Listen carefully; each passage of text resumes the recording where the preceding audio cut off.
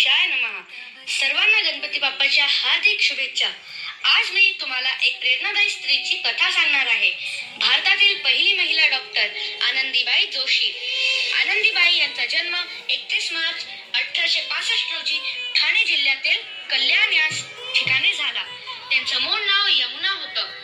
त्या ब्राह्मण कुटुंबात जन्मल्या होत्या आणि त्यांचं कुटुंब मध्यमवर्गीय होतं. त्यांचे वडील गणपतराव जोशी हे शेतकरी होते आणि आईचं नाव गंगाबाई जोशी होतं. केवळ 9व्या वर्षी आनंदीबाईचा विवाह गोपाळराव जोशी यांच्याशी झाला. गोपाळराव खूप प्रगतिशील विचारांचे होते. लहान वयातच केवळ 14व्या वर्षी त्यांना बाळ झालं, पण दुर्दैवाने ते बाळ काही दिवसातच दगावलं. यामुळे आनंदीबाई आणि गोपाळराव खूप खचले. पण या धक्क्यामुळेच गोपाळरावांनी ठरवलं की स्त्रियांनाही शिक्षण आणि डॉक्टरी हवी. गोपाळरावांनी आनंदीबाईंना पुण्यातील मिशनरी स्कूलमध्ये शिकायला पाठवले. तेव्हा समाजाकडून त्यांचा खूप विरोध झाला, पण गोपाळरावांच्या सहकार्यामुळे आनंदीबाई खंबीर राहिल्या. त्या काळी परदेशात जाणं म्हणजे मोठं पाप मानलं जायचं. त्यांचे पती गोपाळराव जोशी यांनी ठरवलं की आता आनंदीबाईचं पुढचं शिक्षण अमेरिकेतच व्हायला हवं आणि फक्त 19व्या वर्षी आनंदीबाई 2 महिन्याचा दीर्घ समुद्र प्रवास करून अमेरिकाला गेली.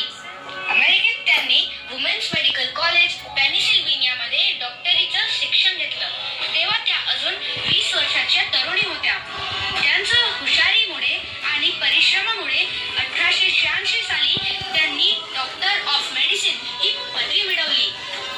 अशा प्रकारे त्या भारताच्या पहिल्या महिला डॉक्टर बनल्या. हे खरंच त्या काळातील क्रांतिकारी पाऊल होतं. पण सतत आजारपणामुळे त्यांची प्रकृती खालावत गेली. शेवटी 1887 साली फक्त 22व्या वर्षी त्यांचं निधन झालं. भारतभूमीच्या कुशीत जन्मलेल्या या थोर कन्याने केवळ स्त्री शिक्षणालाच नाही तर संपूर्ण समाजाला नवी दिशा दिली. त्यांच्या कार्यामुळे आज हजारो स्त्रिया प्रत्येक क्षेत्रात काम करू शकतात. त्यांची स्वप्न, त्यांचा संघर्ष आणि त्याग आपल्याला नेहमी प्रेरणा देत राहील. आपण सारे त्यांना वंदन करू. भारत माता स्वतःच एक देवी आहे आणि तिची खरी शक्ती म्हणजे स्त्री शक्ती. स्त्री ही मातेच्या रूपात जग घडवते. स्त्री ही शक्तीच्या रूपात जग वाचवते. तीच आहे प्रेरणा, तीच आहे जिद्द. स्त्रीशिवाय अपूर्ण आहे या सृष्टीचा सिद्ध. भारत माता की जय.